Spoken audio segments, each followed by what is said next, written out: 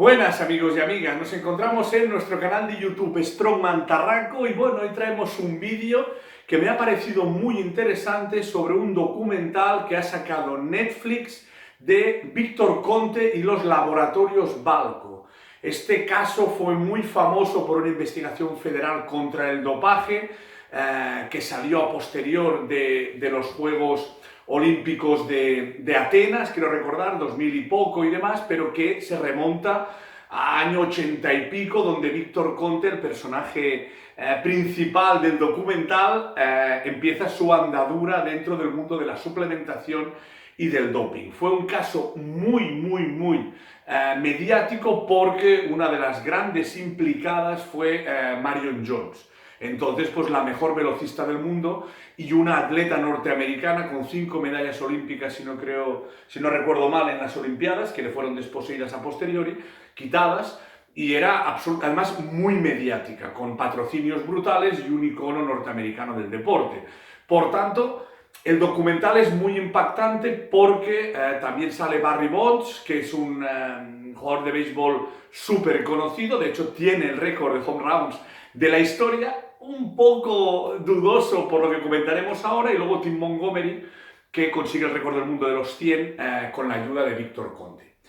El documental, repito, lo recomiendo al 100% porque es muy impactante cómo se maneja y cómo el tema del doping entra en escena de una forma prácticamente sistemática en el deporte olímpico. Ya no estamos hablando de un deporte a nivel local, a nivel regional, no, de deportistas olímpicos y de medallistas olímpicos.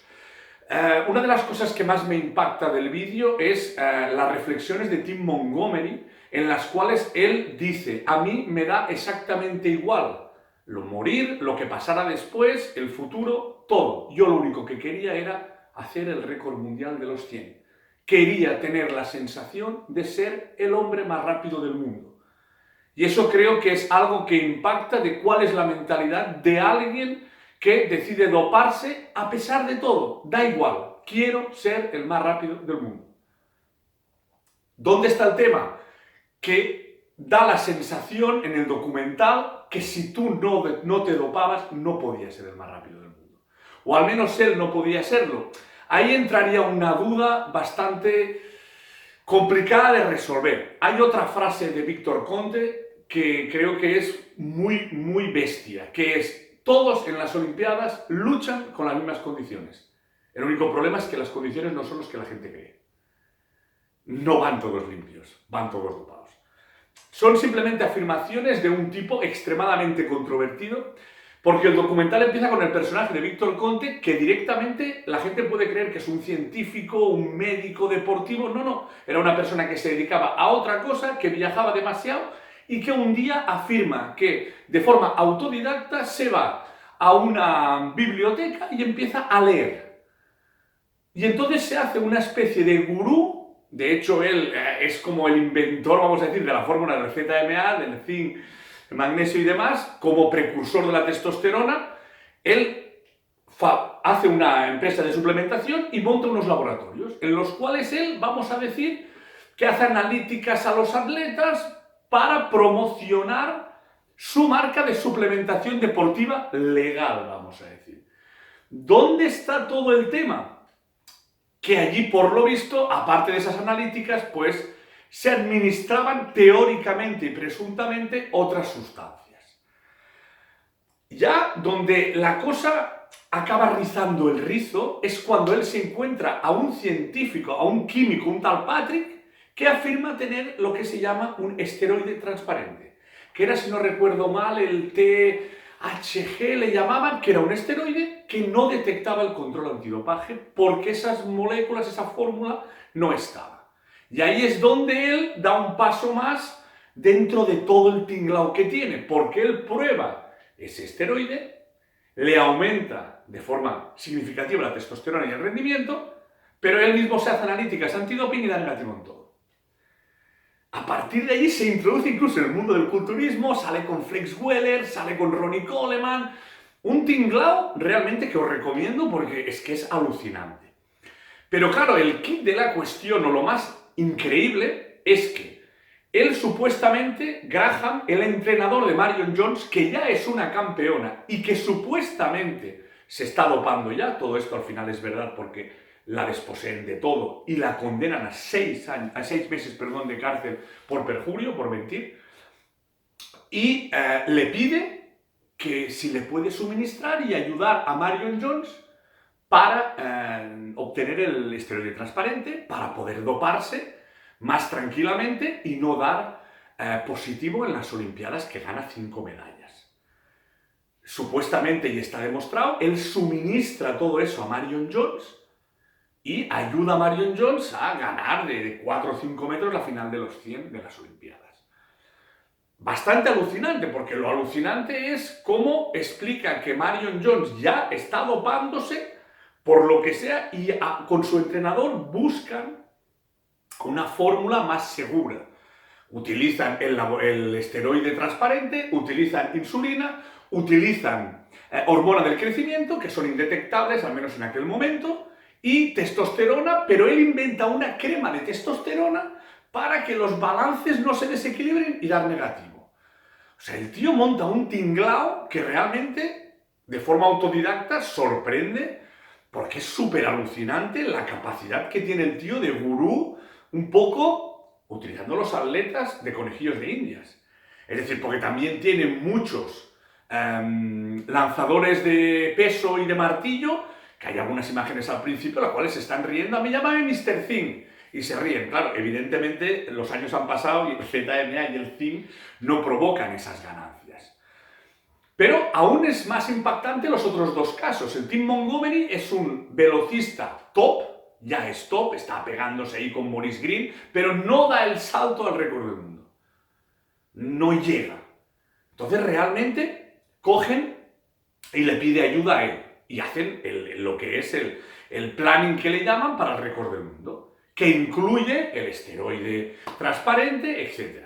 Claro, le hacen ganar 13 kilos de puro músculo. Le ponen vídeos de Ben Johnson, que había dado positivo por el estanolozol en Seúl 88, y intentan ya, y gana 13 kilos de músculo. Lo más espectacular del tema es que uno de los ayudantes que ayuda a Tim Montgomery a entrenar en el gimnasio, pesas, es Milos Sarlev, culturista muy famoso, línea top del Olimpia de los años 90 y actualmente gran entrenador. Hizo un entreno con Joan Pradeix, famoso de pierna, y también famoso, vamos a decir, por ser bastante excesivo en los protocolos de doping de sus atletas. De hecho, está la leyenda de que, bueno, los atletas de Milos no acaban de tener una salud demasiado buena pasados los años.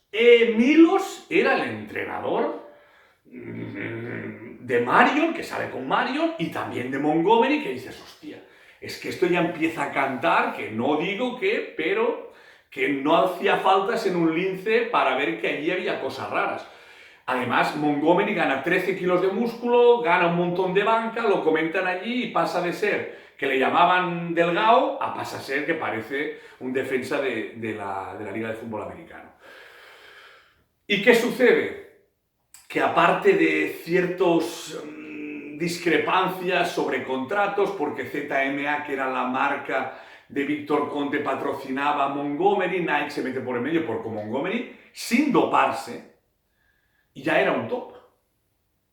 ¿Qué sucede? Que no llegaba al nivel que había tenido Ben Johnson y que había tenido, por ejemplo, Maurice Green, creo que en las fotos está Linford Christie, bueno, Dwayne Chambers, que también dio positivo a posteriori.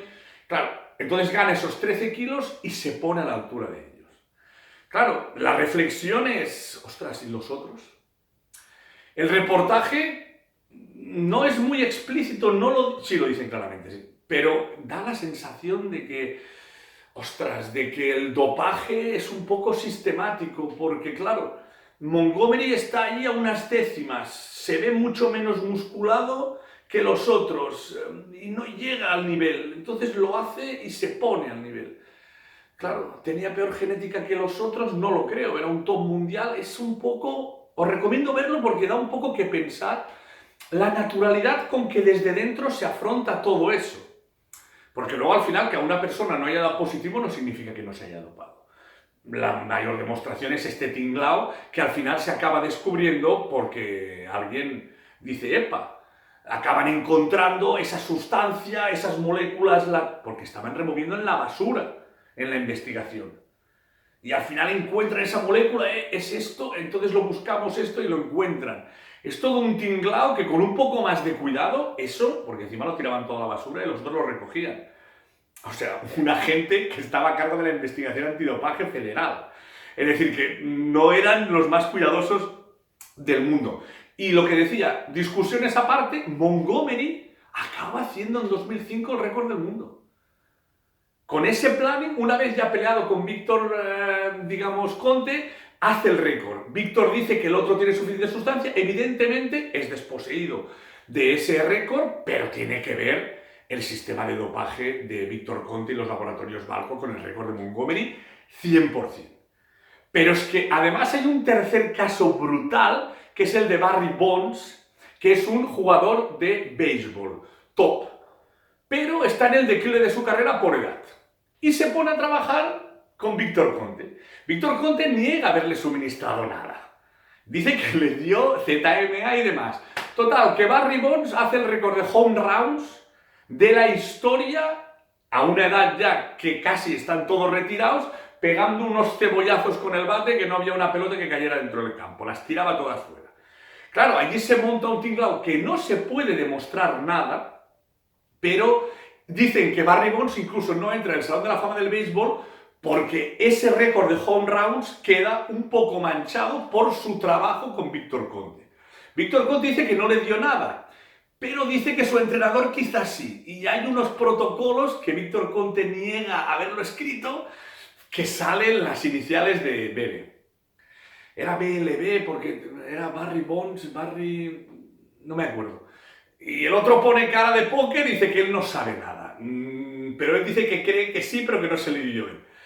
Ostras, es una conspiración de dopaje muy bestia y con resultados muy top. Para ser una persona que ni siquiera era médico, pero por una serie de circunstancias junta gente como que los entrena con Milos algunos, con otros entrenadores, él hace las analíticas para controlar el tema antidopaje, proporciona el esteroide transparente que le llamaban, que no se detectaba. Ostras, tiene un tinglao allí montado.